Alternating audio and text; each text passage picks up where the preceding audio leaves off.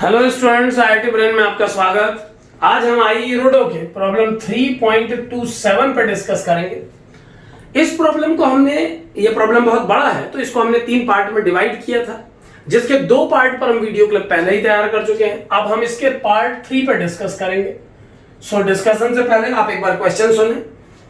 A space is filled up with a charge with volume density rho is equal to rho naught into e to the power minus alpha r cube, where rho naught and alpha are positive constants. R is the distance from center of this system. Magnitude of electric field strength vector as a function of r at alpha r cube much more than 1 is. यानी इस problem में आपको एक point O के around space में charge को non uniformly distribute करते हुए बताया गया है। इस पूरे स्पेस में चार्ज का non uniform distribution rho equal to rho naught e to the power minus alpha r cube फॉर्मूले को फॉलो कर रहा है। जैसा पहले भी डिस्कस हो चुका है कि अगर इस डिस्ट्रीब्यूशन को ध्यान से देखा जाए तो ये नॉन यूनिफॉर्म होने के बाद भी एक यूनिफॉर्मिटी मेंटेन करता है, क्योंकि आर की किसी स्टैटिक वैल्यू के लिए इस रो का वैल्यू फिक्स है। यानी इस स्पेस में फैले हुए इस ओ के अराउंड चार्ज को हम बहुत सारे हॉलो स्फीयर्स से बना हुआ मान सकते हैं। यानी इस नॉन यूनिफॉर्म डिस्ट्रीब्यूशन को ओ की सराउंडिंग में बहुत सारे यूनिफॉर्म हॉलो स्फीयर्स से बना हुआ माना जा सकता है। इस क्वेश्चन को एक वीडियो क्लिप में हमने सॉल्व किया था कंप्लीटली, और इलेक्ट्रिक फील्ड की वैल्यू को किसी जनरल डिस्टेंस आर पर, किसी आर्बिट्रेरी आर के लिए कैलकुलेट किया था।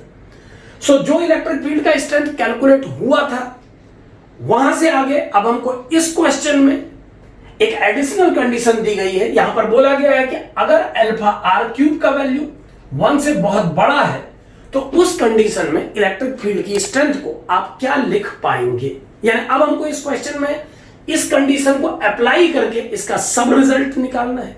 पहले मैं आपको एक बार याद दिला दूं, और अगर आप डिटेल में देखना चाहें तो उस पार्ट 1 की जो वीडियो क्लिप 3.27 पे हमने बनाई है उसे पहले देखें पूरा, और उसमें बने हुए इलेक्ट्रिक फील्ड के रिजल्ट को समझें वो कैसे आया। जो रिजल्ट इलेक्ट्रिक फील्ड का उस वीडियो में हमने देखा फाइनली, वो रिजल्ट था E equal to rho naught upon 3 epsilon naught alpha are square into 1 minus e to the power minus alpha r cube.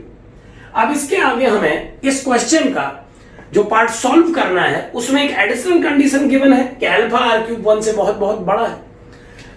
अगर अल्फा आर क्यूब 1 से बहुत बड़ा है, इसकी वैल्यू बहुत ग्रेटर है, तो इतनी बड़ी वैल्यू के लिए ये जो टर्म है हम इसे कुछ इस तरीके से एक्सप्लेन कर सकते हैं। Rho naught upon 3 epsilon naught alpha are square into 1 minus 1 upon e to the power alpha are cube. और ये बिल्कुल क्लियर है कि अगर अल्फा आर क्यूब 1 से बहुत बड़ा है तो बड़ी वैल्यूज के लिए इस टर्म का वैल्यू बहुत ज्यादा होगा। ई का पावर अगर इंफिनिटी अप्लाई किया जाए, बड़े का मतलब यहां पर मैं ये मान रहा हूं कि एक लार्ज नंबर। अगर अल्फा आर क्यूब का वैल्यू बहुत बड़ा है 1 से, उस बड़ी पावर के लिए ई की पावर अल्फा आर क्यूब की वैल्यू बहुत बड़ी होगी, और उस बड़ी वैल्यू के लिए इस 1 अपॉन ई की पावर अल्फा आर क्यूब का वैल्यू बहुत छोटा होगा। वो इतना छोटा होगा कि उसे 1 के कंपैरेटिवली इग्नोर किया जा सकता है। यहां पर स्टूडेंट ध्यान दें कि अगर हम अल्फा आर क्यूब को इंफिनिटी अप्लाई कर लेते हैं तो ये क्लियरली 0 दिखाई देगा।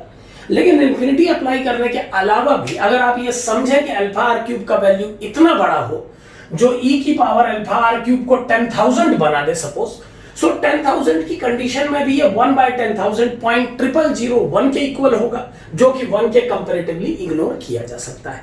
अल्फा आर क्यूब का बहुत बड़ा होना भी सफिशिएंट है। ये बोलना कोई कंपल्सन नहीं है कि उसे इनफाइनाइट ही बनना पड़े। हम जानते हैं कि एडिशन और सब्ट्रैक्शन में छोटी वैल्यूज को बड़ी वैल्यू के सामने इग्नोर किया जाता है। उस कंसेप्ट से इस कंडीशन को फॉलो करते हुए अगर मैं इस टर्म को 1 के सामने इग्नोर करूं तो जो इलेक्ट्रिक फील्ड का स्ट्रेंथ हमें मिलेगा वो होगा rho naught upon 3 epsilon naught alpha are square into 1। यानी ये आंसर फाइनली होगा 1 upon 3 epsilon naught rho naught upon alpha are square. 1 upon 3 epsilon naught alpha rho upon R square इस condition में इस प्रॉब्लम का सही चॉइस होना चाहिए। इस तरीके से 3.27 में एक क्वेश्चन पुट अप किया गया था जिसमें इलेक्ट्रिक फील्ड की वैल्यू इस डिस्ट्रीब्यूशन के कारण पूछी गई थी। उसके दूसरे पार्ट में alpha are cube is less than 1, बहुत छोटा है 1 से बोल करके बहुत नजदीक पॉइंट्स पर, ओ के बहुत क्लोज पॉइंट पर इलेक्ट्रिक फील्ड की वैल्यू पूछी गई थी। और इस पार्ट में अल्फा आर क्यूब को 1 से बहुत बड़ा है, इस कंडीशन को अप्लाई करवा के इलेक्ट्रिक फील्ड का वो वैल्यू जानने की कोशिश की गई थी। तो आप देख पा रहे हैं कि ये जो इनवर्स स्क्वायर लॉ का बेसिक कंसेप्ट है उसे फॉलो कर रहा है। सो नॉर्मली इलेक्ट्रिक फील्ड का जो नेचर होता है, बहुत डिस्टेंट पॉइंट पर ये चार्ज डिस्ट्रीब्यूशन उसी नेचर को फॉलो करेगा। Thank you.